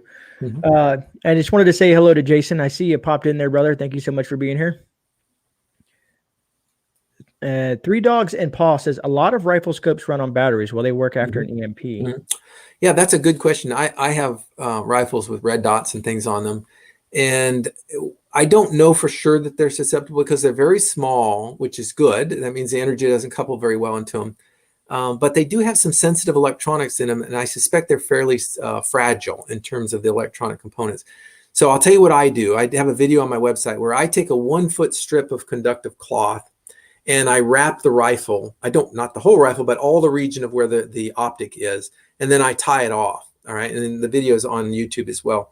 And what that does is it puts that conductive barrier around that optical portion of your rifle. You don't have to take apart anything. You don't have to take the optic off or anything like that. So it's fairly easy to do. And it probably gives you about 30 dB of shielding, which is about 97% of the field would be reduced inside of that cloth. So it's pretty good. And it's cheap. You can get a strip of that 1-foot strip of that cloth for like $20. I think it's a reasonable thing if you have electro-optics on your rifle, reasonable thing to do. And it's easy to do as well. All right. The next question is from Cheryl Zeman. What about apartments? Can one apartment be protected out of the whole building? Maybe. It depends on how the breaker system is for that apartment. But you have to get, people have asked me before about this, you have to get people's permission to go in there and start putting stuff on their breaker panels and things. If your landlord doesn't mind you putting on a surge protector on your breaker panel and maybe some ferrites on your breaker panel, then yeah, you can protect or clean up or add some mitigation to the power feed that comes into your particular apartment. And you can certainly still use Faraday cages, EMP bags, and ferrites and things to protect your personal stuff inside as well. It's a little bit more difficult than a home only because it's probably not your property that you're in there putting stuff on when you're working at the apartment level. All right. And I want to say thank you to everybody that is in chat. Again, I see there's more people that have joined us throughout this chat. So thank you for being here. And again, thank you guys for your patience as I try to work through these questions. I've never had this many questions in my chat before. And a lot of folks are thanking you, Dr. Bradley, for the information that you're providing for them. Most welcome. Let me see here. Some scopes have batteries. I know I've seen other ones. I'm just trying to catch up and make sure I don't miss anything here. Screen stress. We are not. I have. Oh, there it is. Let me see here. Let me see here. All right, I'm just going to go where I caught up. Would Karen Thomir says, would a thick coat of lead paint work? Yeah, probably would offer shielding for because lead is a conductor. You could certainly shield with it, but it wouldn't be the way to do it. There are paints, there are conductive paints you can buy. I looked at about 30 of them last year for a customer, and they can provide pretty good shielding. You can paint the walls with this conductive paint. In fact, we did a bunch of experiments, a student and I did, And they paint just like some of them are black, epoxy looking paints, which are a mess to deal with. But other ones are just like regular. They just feel like regular latex paints. And then there's some that kind of are like oil paints that have little flecks of silver in them. And so you could paint walls, floors and ceilings and whatever you wanted with that conductive paint. And you wouldn't have the hazards of dealing with lead paint. All right. South Florida DCL. That might happen, man. You never know. All right. Next question is from Jason over at the Angry Prepper. Can cars be protected from EMPs in an underground parking lots? I don't know if he's meaning, are they already protected by being in underground parking lots? I think there's some protection, certainly, if you get under a shelter. Somebody asked about a tin roof on a building or something. Underground parking lots, a similar sort of idea. You have, concrete and other things above you now, and that is going to dissipate incident energy for sure. Is it enough to protect a vehicle? It's hard to say. Vehicles all of them are very different. And the thing about vehicles is they're not particularly susceptible. Like, I don't think 99% of cars are going to stop working, but if it's your car that stops working, you're going to be in bad shape, right? Especially if you're far from home and all the roadways are, you can end up in lots of trouble by losing your vehicle at that time. So my suggestion to folks is put some modest preparations in order for your car. You don't have to go crazy and buy a $3,000 car cover or something. You can, but you don't have to. You can get some of maybe these little trap devices that I develop, or if you want to buy somebody else's products, you certainly can. Something to give your vehicle some level of protection, I think, is a good idea. Thank you. Lady T Survival says, how do you protect a solar array mounted on a vehicle? Well, I have never been asked that question before. So I guess you'd protect it the same way you would a solar power generation system in general. The difference is you don't have a grid feed or anything, of course. So the normal way you protect solar power generation systems is you put ferrites up near the panels. So you can get some broadband ferrites and you put them around the power wires. You could certainly do that on something like a car-based solar system. And you put in surge protection around the sensitive electronics that takes that solar power and converts it into whatever you're using it. So in the case of a home, it's an inverter. I don't know about in the car if it needs to be converted that way. And that we use the trap devices for that, but you can also get just good quality surge protection devices. A lot of solar power generation systems come with some surge protectors already built into them. People probably know a company called Midnight Solar. I only mention them because I've used their products for a number of years, and they're very good surge protectors for solar power generation systems as well. And I want to say thank you in advance for answering so many questions. Oh, sure. I'm happy to. All right. Jimmy Nicken says, is it true that older vehicles with points and condensers still run post-EMP or CME? Yeah. So I get that question a lot, and even more general is, hey, I got a 2020, Ford F-150 versus a 1965 Ford Mustang. Do I only need to protect the newer one or not? And first thing to know is the CME is not going to bother either one of them, right? So no worries there. We're only worried about the EMP. And the short answer is, yeah, the more complicated the vehicle, the more computers it has in it, and modern ones have hundreds of little computers, little microcontroller computers, the more likely it is things are going to break, right? You're going to have little things that can be damaged. The way that it works is energy couples into the cables in the vehicle. There's lots and lots of cables running everywhere. And then they transfer along those cables into these little circuits, and they zap things in those circuits and cause damage. And so the more circuits you got, the more likelihood it is that you're going to suffer damage. And so I would say, yeah, older vehicles, and how old, I don't know. Certainly cars that are in 60s and 70s were a lot more simple in terms of electronics than what we have today. And I think they'd have a higher chance, certainly, of surviving an EMP. Let me see here. What do we got? Tennessee Tactical says, Doctor, can you advise me on an affordable Faraday cage? Yeah. So we talked about some of these. You can certainly try the galvanized garbage can if you don't mind having a Faraday cage that looks like a trash can. But you can go to Home Depot or Lowe's, buy you a metal garbage can, maybe get you a conductive gasket. You can get those at my website or somewhere else, wherever you want, and put it around the inside of the lid and put the lid on, and you got a great Faraday cage. That works fantastic. And lots of volume in there to store stuff. If you don't want to deal with that kind of having to, have a big can around, you can just buy some EMP bags. And they're just little Mylar type bags with sputtered metal in them. You put your electronics inside, you fold the lip over, clip it shut, and you've got a Faraday cage with your electronics inside. Those are really great for like radios and laptops and things like that. Whereas the trash cans might be for bigger devices that you want to set down inside of them. Yeah, maybe even like your solar, your little solar jennies, as I call them. Some of those might even fit in there. North Shore Preparedness says, have we ever had a CME or an EMP that has ever affected us greatly? Well, we haven't suffered an EMP, thankfully. There have been some EMP tests done. A lot of people read about like Starfish Prime, and there was a test that the Russians did over one of their cities. So people have verified what EMPs do, at least in controlled settings. We've had lots of CMEs. Some of them have taken out portions of electrical power grids for hours or that sort of thing. But we haven't been hit by a big, enormous CME like Carrington style event since the middle 1800s. We're way past due, by the way. A lot of experts are saying, it should have already happened, but it's going to happen. And so what it will do to us, I don't think nobody knows exactly, but they do know that it's going to happen. I appreciate that. It's always good to have at least someone who specializes in this field at least let us know that it's not if, it's just when. Mm-hmm. Asif, thank you for the super chat. Will Dr. Bradley come back again for another chat? Sure. I'm happy to come back anytime. Let me know. Will do. Let me see here. I saw something about a bunker. How much will a bunker help protect? Let me see here. Old Mutt says, how much will a bunker help protect thing? Mm-hmm. I guess protect things in general. Yeah. It depends on the bunker, and it depends on how it's all wired. Being buried, and you're not usually buried too deep in a bunker. It depends on, I've been in lots of bunkers, but depending if you're just making a homemade bunker with, like some kind of buried shipping container or something like that, you're not very deep. So you get a little bit of shielding protection from that.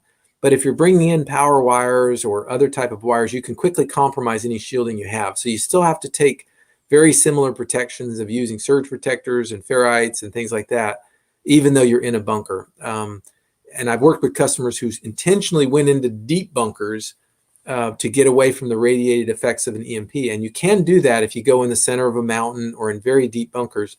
But then you have to pay real special attention to all the wires that come in and out of that bunker as well.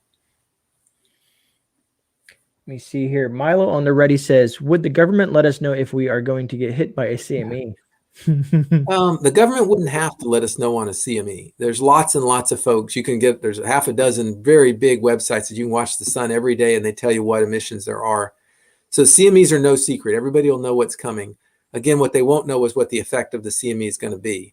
And I suspect if there was a really big CME coming toward Earth, the government would announce it. They would say, and there would be lots of news about it. What we would do about it, I don't know. And I don't even know there's anything we could do, to be completely frank. I don't know that our actions would make a difference. But I think we'd know it was coming. All right. And North Shore, I do see your super chat, and I will address it. Thanks for the donation. Rip Curl Readiness says, thoughts on getting an extra computer in your modern car from a scrapyard or a parts house and keep it in a Faraday cage just in case you can swap it if your rig is affected by an EMP. Yeah, people do that. They maybe get an extra engine control module or something like that and put it in a Faraday cage. If you can assess the riskiest parts it doesn't have to be your car, in anything, and you can store a spare of it, that's great. That's certainly a way to have some protection. It's tough with cars because modern cars are so sophisticated. It's hard to know what's going to fail, but you could certainly try something like that. All right, let me see here. I just missed it because this thing jumps on me. The Daily Prepper says, what got Dr. Bradley started in prepping? Well, it's a bit of a long story, but the short answer is that I grew up in a family where my dad was a hardcore Marine guy, and we were always talking about survivalism and that sort of thing. Went in the Army, airborne paratrooper, that sort of thing. But it wasn't really until I had a family and we had the 9/11 attacks that I remember thinking we weren't really very prepared. I mean, I thought I was a pretty tough guy. I could do all kinds of things, but we weren't really prepared, and so I really got into preparedness at that time.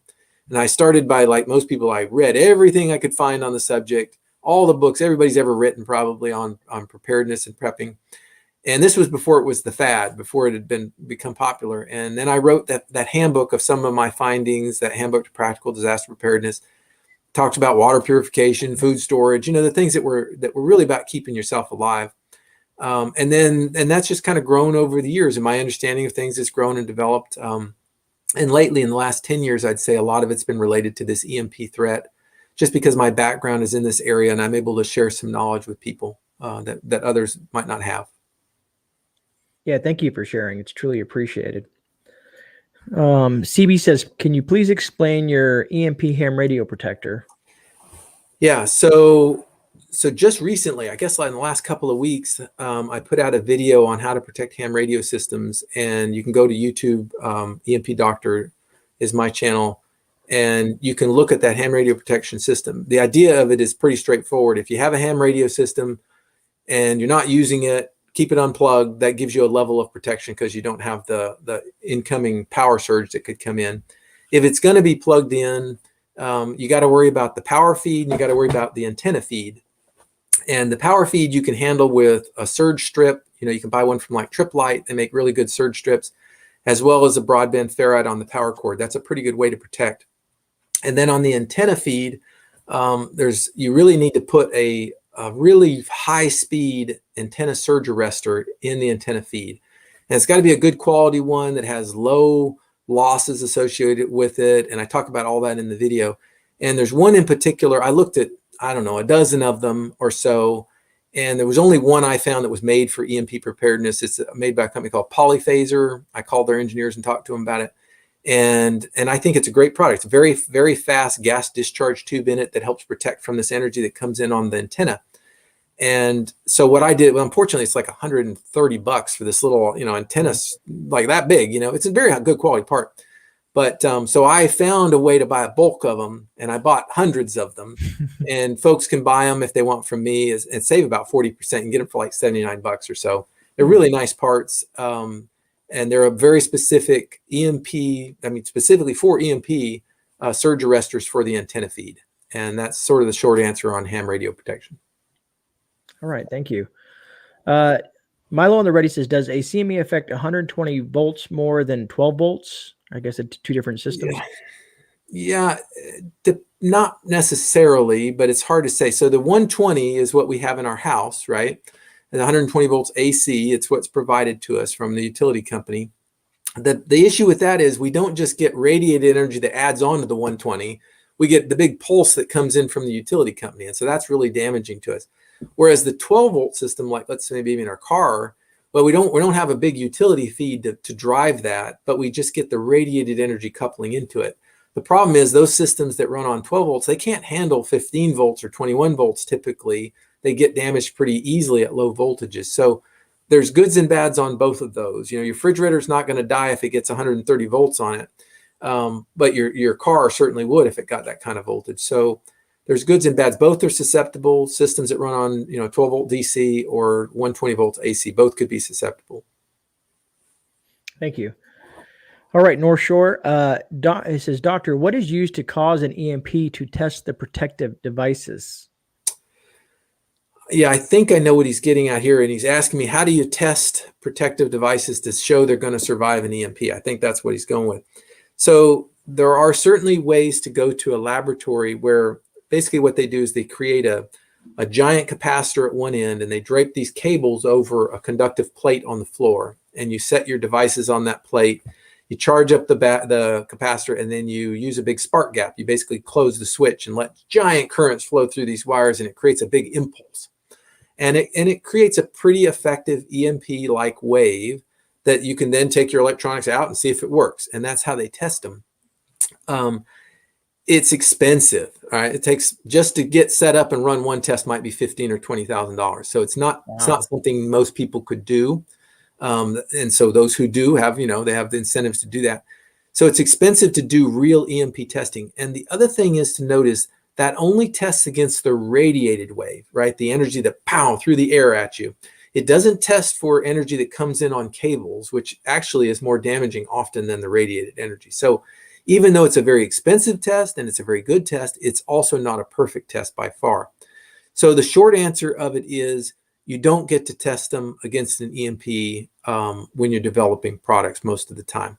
What you do is you can certainly test the shielding of products. Like if you make a galvanized can, you can measure how well it shields energy, and you generate individual frequencies, and you sweep up through all of the range of an EMP and you measure all that energy with this device. And it takes a bunch of test equipment, but that's what I do. And it tells you definitively, hey, I get at least 99% signal reduction across all frequencies, right? So I know a pulse will have at least be 99% reduced. That's the idea of it. So we do it in sort of a more controlled, sweeping frequency way instead of trying to create this big bang flash type thing.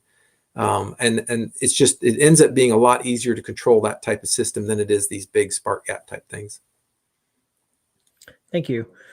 Cat Lady Homestead 23 meow says, hello, everyone. My question is, my sister's on oxygen. How is the best way to protect it from a CME?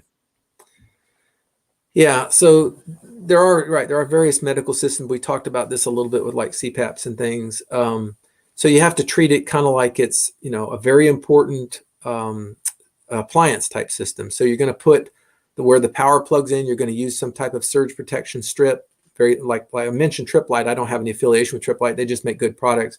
They have really nice power strips with built-in surge protection, and you can put ferrites on the power cords as well. And there's no guarantees that that's going to protect it from damage, but it certainly increases the chances of it surviving. I also recommend keeping any spares of critical systems that you could swap out in emergency if you had to. All right. You see here. Let's see. This thing jumps on me sometimes, so I got to back up. Let me see. Thank you. Thank you. You see, Rip Curl says, thoughts on multiple waves of different frequencies with different durations that come from an EMP. I'm assuming he's talking about, we were talking about earlier about the E1s and E2, E3s. I would think that too. Yeah. So an EMP generates kind of a complex wave when it occurs. There's a really fast portion of the wave, which they call E1. And, you know, we're talking about rise time of a few nanoseconds. It might only be present for 15 nanoseconds. Then it drops away. And then there's a broader pulse. It's kind of like a lightning type pulse. It's, you know, in the microseconds of duration, still quick, but it's in that kind of microseconds of duration. And then that drops away and you end up with this really long duration pulse that's not as big as the other pulses, but it lasts perhaps seconds or minutes or even longer. And so that's part of the problem with an EMP is you have these three different things you have to deal with, and any one of which can cause you problems. The E1 goes really effectively through the air and can cause damage. E2 couples onto conductors and comes in through the power grid. And then E3 does that as well, couples onto the power grid, but it takes and just rides the grid for a long period of time and causes things to overheat and causes things to be damaged. And it is that E3, by the way, that's likely to take out the large transformers and things like that. This long duration energy that stays on the power lines, either from a CME or an EMP, that would cause that kind of damage. All right. Thank you. Let me see. Where did it go? Here we go. Is it possible to build a portable EMP cannon? Is that for real or fiction? Yeah, I want one. I really do. I want to test some. I think you can build one. I've seen information that would suggest that that's possible and not just science fiction. But we talked about that earlier. It's a local weapon to disturb a city block or a military base or something like that. It's not something to take out, you know, the state of Nevada or something. It's going to be a small localized area. But yeah, I think such devices certainly exist. Cherokee Survivalist says, didn't give my question. EMP is a DC as microwave daylight. Question, EMP power AC or DC and volt? Thanks. Okay. So I'm not sure I fully understand the question. There's a lot there, but so an EMP is not really AC or DC. AC means alternating current, where current flows back and forth, like our power in our house. And DC means current comes out and just flows one direction and goes in a loop. And so it's not really either one. An EMP generates, again, this pulse. This pulse couples energy into conductors, and it's a brief pulse of energy. And so it's a single event, right? It's not really a long duration like a DC, and it's not a cycling event that goes up and down. And so it's neither one of those really. As far as voltage, it's really, we measure it in terms of the field level, which is measured in volts per meter or amps per square meter. But volts per meter is what most people know. And it's typically the number people talk about is 50,000 volts per meter is about the maximum people think that you could get. Some people will argue and say, oh no, there's super EMP weapons that'll give you 100,000 volts per meter. And it sounds like a lot worse than 50, but it ends up it's not that much different in terms of protection. So that's the number most people go by is, can I protect my system from about 50,000 volts per meter? And, that 50,000 volts per meter can cause damage for sure. No doubt about it. It says Milo on the ready says, I know about the levels, but can you give us layman's terms of E1, E2, and E3? Well, so we talked about those a little bit. That it has to do with there's a couple different aspects of it. The duration of those things, how quick they turn on and turn off, and that's sort of what determines how they couple into things. So E1's very, very brief, nanoseconds of time, right? And E2 is microseconds of time. So it's very, it's brief in time, but not nearly as brief as an E1. And then E3 is like seconds or minutes of time where the energy is present and coupling into things, right? So I'm not sure what else to say about those. You can write me later if you have some specific questions. Maybe I can help. All right. Kathleen Elliott says, is our military protected, ships and planes? Yeah, some. I think some for certain. This is a known threat that's been known for quite a long time, since the 60s at least. And so, there was a big structure. I have a picture of it in my EMP book called the trestle. If you want to see something, a marvel of engineering, search the trestle online. And they built this giant, looks like a bridge, but this giant wooden structure where they tested military aircraft and military vehicles on it. It's all made of wood. Even the screws, everything's made of wood, is my understanding, because they didn't want to interfere with the fields by having metal. And it was very expensive. I actually got in touch with someone whose father actually was part of building the trestle, and they sent me a picture of the trestle, which I included in my book. And it's just fascinating. It was just really fascinating, her to tell me the story about it. And so that's how they used it. I think that was in the 70s when they were testing on the trestle. And it was so expensive, my understanding is they later decided, they closed the trestle, they don't use it anymore.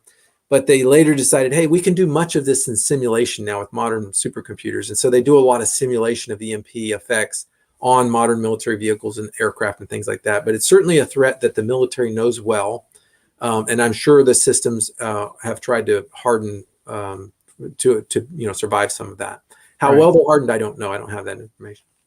Yeah, I said probably very few of us too. All right, let me see here. I think we've almost caught up. So there's more I need to know. Oh, I'm going to make a comment. I see something Cherokee Survivalists talked about there, and I follow now the DC to daylight. Appreciate the explanation there. So when that was mentioned, DC to daylight, it's just a term meaning that it goes from very low frequencies to very high frequencies. DC is zero frequency, if you will, and daylight is really, really, really high frequency. The visible light is really high frequency. And what they're saying is that an EMP is a very broad frequency event, and that is true. It maybe goes from about 100 kilohertz to maybe about a gigahertz, which is a very broad frequency event. And so that term DC to daylight is referring to the breadth of frequency essentially that's being generated by an EMP. All right, I saw something here. Where did it go? Here we go. Lady T Survival said, where would you place a broadband ferrites in a vehicle for the most protection? I have a 96 Ford van. Yeah, so I wouldn't put ferrites. The problem with broadband ferrites is that they saturate really easy. Even with just like an amp of current in them, they saturate and they don't really work anymore. So you'd need to use high saturation ferrites if you're going to use them at all.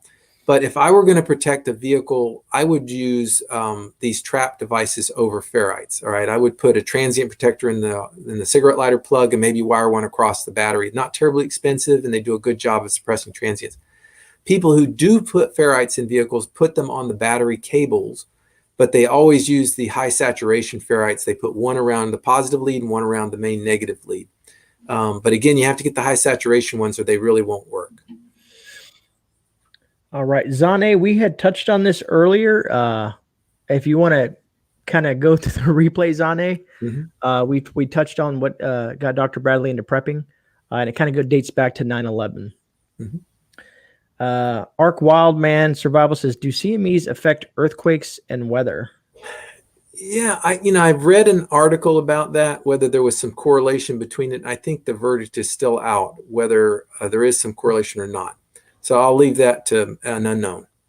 It doesn't seem like they should, but there did seem to be some data that there might be some correlation there. So I'm laughing at Zane. She missed 2 minutes because she had to use the restroom. So yeah, it's in there. I think I've caught up to all the questions, folks. We've been on for about an hour and 45 minutes. I don't know about you guys. This has been a phenomenal chat. And I want to thank you all who have spent this last hour and 45 minutes with us. I'm pretty sure the doctor is tired because I know I'm feeling it just reading the screens. So that being said, I kind of want to wrap this up. If you guys have any last quick final questions, you can give them to me real quick. If not, we'll try to get the doctor back on. Maybe we'll shoot for maybe next month or something like that. And maybe you guys can email me some questions and I can prepare them ahead of time. We can do something. And if the doctor is available, he is a busy man, I assume. I am busy, yes, but I like coming on and answering questions. It's fun. Yeah, I feel like you've probably answered at least 100 plus questions today. And also, like I said, Dr. Bradley has his channel, the EMP Doctor. Harvey's been dropping it throughout the afternoon or the evening. Let's see where my mind is now. The evening. Dragon, you always blow me away with these super chats, Dragon. Thank you so much for the super chat. I truly appreciate you supporting the channel, brother. Truly appreciated. And I want to again say thank you to all the folks in chat, all the moderators that have helped me get through all this and helping me get all these things going. So I hope you guys really enjoyed this. I'm always looking to find new things to bring to the prepper community, the preparedness community, to get us more informed and more educated. So I hope you guys do enjoy this content. Other than that, I think that's it. Dr. Monty, thank you so much for the super chat. I truly appreciate that, brother. And it's definitely been a great interview. Dr. Bradley, do you want to add anything or finish up anything before we end this live stream? No, I appreciate everybody coming out and asking the questions. And, I always tell people I do my best to answer them. I don't always have all of the answers, but I appreciate being challenged and interesting questions coming my way. It's always a lot of fun for me. Awesome. And I'm trying to just click through everybody. Thank you guys so much for everything here. Like I said, we'll have to have you back on, man. Everybody seems to have had a great time. Again, thank you all for that. So if you guys can please, like I said, if you guys have been in here for a while and you got some valuable content out of this, please give it a thumbs up and share it with folks. I think they'll definitely get some intriguing information out of this. I know I did, and I'll probably watch the replay again. Dina Walters, I'll talk to the doctor about it behind the scenes, and we'll see maybe next month or so on and so forth. We'll figure that out. So thank you guys again. This is GreyMan. I'm out, and I will see you guys with us tomorrow, Wednesday, and again live on 10:30 p.m. Eastern Standard Time on Thursday night with Late Night with Grey. God bless.